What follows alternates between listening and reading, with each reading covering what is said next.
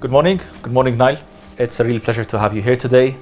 Today we're going to be speaking about renewable energy and the energy topic overall, and what better place to be than in Masdar city. So thank you for being here, and thank you for the time that you're giving us. Let's start with speaking about the importance of renewable energy and the energy sector overall to the built environment. There's been a lot of talk, we've just had COP26, a lot of talk about the energy transition and the transition to a zero carbon economy. And it's undeniable that renewable energy has a key role to play in that energy transition. I think there are three reasons why renewable energy and the proliferation of renewable energy is accelerating all the time. One, obviously, it's environmentally sustainable. Two, and I think equally important, if not more important, it is economically viable. You can generate renewable energy cheaper than you can generate from energy from traditional fossil fuel sources. And three, energy security. You've seen the challenges at the moment in terms of the energy crisis, and having greater energy security is one of the key drivers where a lot of countries are focusing on the advancement and development of renewable energy projects. Absolutely. So speaking of these key drivers, can you just tell us a bit more about here in the UAE, what are the main key initiatives and investments that are taking place when it comes to renewable energy, and what's the role of Masdar in all of that? Talking specifically about renewable energy, we've been active in the renewable energy space here in the UAE for 15 years. We developed Shams, which was the first solar CSP plant here in the UAE, which we inaugurated in 2008. We have developed the 800 megawatt Shua 3 project in the Mohammed bin Rashid Solar Park in Dubai, and we're currently developing the 2 gigawatt Al Dhafra project here in Abu Dhabi.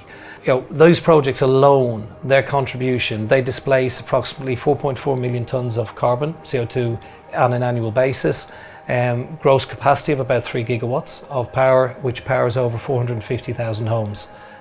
So making a significant contribution.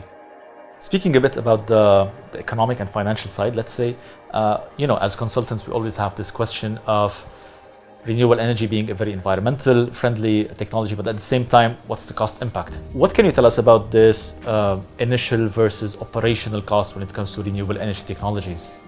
When this was first started, people saw renewable energy as a very risky sector.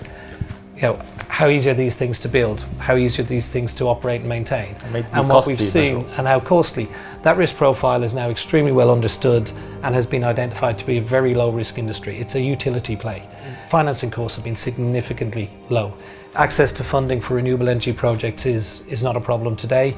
And what you're now starting to see is a transition towards what they call a greenium, where if you are actually raising green financing, you can actually get access to funds on a cheaper basis than you would if you're raising conventional financing. So I think, there is no argument around should I build a renewable energy project versus should I build a conventional project. The economics of the renewable energy project, be it the construction costs or the life cycle operational costs, are significantly lower than if you were building a conventional power plant. Absolutely agree, especially when you talk about the green premiums and when it comes to the ESG of companies, because even investors now, they are exiting any kind of investment that has a sustainability risk, and they are looking for projects that are more and more sustainable. So yeah, definitely agree on that. Just the final thing, especially that we're now in Masdar, and Masdar is known as an innovation hub. So when it comes to the efficiency, let's say, of solar panels, what can you tell us a bit more about the advancements and the research and anything that's related to some new technologies that are now taking place when it comes to ways of increasing efficiency and lowering the cost of these solar panels and renewable energy technologies in general? The advancement of technology is absolutely critical. The energy transition won't just happen with conventional solar and conventional wind. The development of battery storage to integrate that with solar will be absolutely critical. The development and integration of solar, particularly for this part of the world, solar with desalination. Desalination is one of the largest consumers of power here. And green desalination is one of the things that we're also looking at. How do we integrate renewable energy sources into the desalination process to have a more energy efficient desalination process that is fueled by green sources? And as I say, hydrogen. These are all key technologies that will be absolutely critical in taking the energy transition forward. Definitely. Those are really some great insights. So, Niall, thanks a lot for your time. It was really a pleasure, and looking forward to more meetings and more collaborations in the future. Thank you very much. Pleasure. Thank you.